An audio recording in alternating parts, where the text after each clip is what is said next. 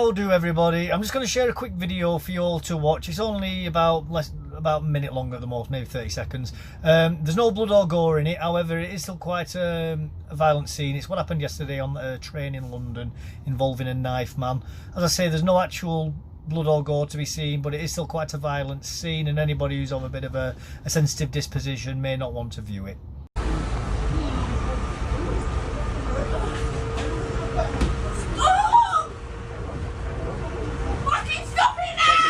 Beckenham train station. Beckenham train station. I'm on the train. As soon as possible. And the ambulance. And the ambulance. This man with a big knife. And the ambulance. Beckenham. I'm on the train. So Beckenham jumped in. And this man stabbing someone on the train. So just want to be clear before we carry on that suspect, a 19-year-old male, has actually been arrested today, I believe it is. It beggars belief though that he managed to get away from the scene yesterday. You know what I mean? He's on a train, where can you go? Also, when you get into the station, you know, being an ex-train driver myself, I find it. I'm not saying that the station staff that didn't do the right thing, but you know, the driver has a radio in his cab and can radio the next station. They've even got a special button that they can press for emergencies. Now that is only sport. That is a different kettle of fish, and it stops all trains driving in various directions. It's a very, very big thing to do, and it's usually like say you've had a derailment. But you know, there's a secondary button below that which is for emergencies, but not of that sort of level. So you know, there's high priority calls, so to speak. So, I just find it beggars belief that this man, there's only one place he could have gone, which is to the next train station, you know, and then get off the train there. So the police know exactly where he's going to be. It's very, very strange to me. Probably to do with a lack of police officers available. I mean, that's a conversation for another time. But for me, having watched that video, this is what I've spoken about a lot in the past in various videos. To anybody who's new to my videos or hasn't seen them, I'm a very, very big proponent for gun ownership, and that video for self-defense purposes and to defend property. And I think that video perfectly highlights the argument that I tried to make, which is the police can't protect you when you're in the middle of being stabbed or attacked. You can only protect yourself, or if you're a member of the public and you see it happening. In that situation on that train, you know, this could have been a high-speed train going between, say, Birmingham and London, where it's not due to stop for another hour. You know, and even though the train can make an emergency stop at the next station, that could be in the middle of nowhere, where you could be waiting 20-30 minutes before the police can turn up.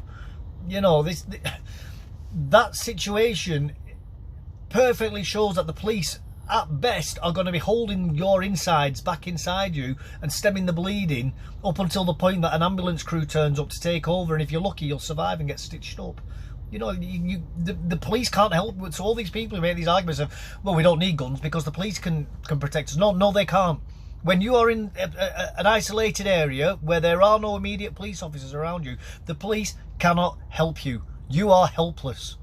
And criminals like that individual in that video do not care that it is against the law to carry around a machete like that. They don't care that firearms are illegal. They will use them. They do use them, as that video shows. We are, as members of the public, we are sitting ducks. And I've seen various people say, well, why is nobody intervening? Who the hell would get intervened with that? Now, don't get me wrong, I'm no Bruce Lee master martial artist, but I've trained enough in martial arts, and I am a veteran as well of Iraq and Afghanistan. I know that if you put a knife into anybody's hand, it doesn't matter whether they are trained or not, you've basically given that person a black belt with 10 years of fighting experience on a daily basis. That is how dangerous it is, somebody having a knife, even against somebody who is a UFC professional fighter. They are taking their lives into their hands because it only takes one jab from that knife and you could be dead. 3 inches of blade is all it takes to kill a person. Nothing at all. It's absolutely nothing. And it can be less than that depending on where you get stabbed. You know, it's madness.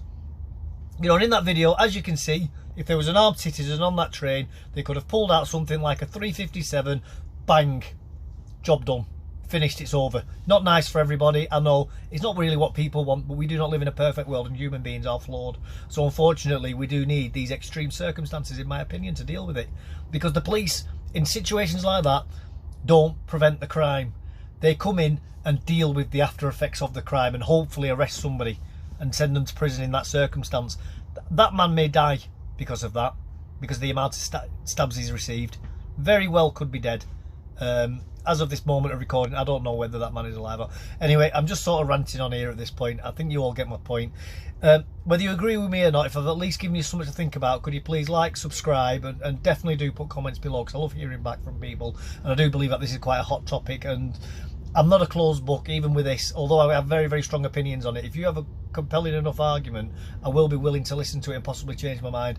I've just yet to hear the argument, because at the end of the day, the right to defend yourself, how you choose, and to defend others is nobody else's business as far as I'm concerned, especially not the government's, because it's your life on the line, not theirs. It's easy for somebody in the ivory tower to go, I don't want you to have a gun because it makes me scared. Well, why should I have to get stabbed to death because you don't want me having a gun? I'm afraid that's my opinion. That is the short answer to it. It's that simple. I just don't think it's anybody else's right to take that right away from me, or anybody else who wants to do the right thing with the gun. Anyway, I'll speak to you all later. Bye bye. Sorry, I'm just tacking this extra bit on as I've finished recording. I just remembered there's also been, after that, a double stabbing in London. I believe it was Clapham station. Both stabbings unrelated, but two people are obviously in a very poorly state as well. So that's 3 major stabbing incidents that have happened in London in one day. I believe, though, that there is, if memory serves me correct, there's a roughly around two bladed incidents an hour. That doesn't necessarily mean somebody had to get stabbed, but that could just be somebody waving a knife around. But 2 an hour in London. That is absolutely crazy, isn't it? Right, definitely going this time. Goodbye.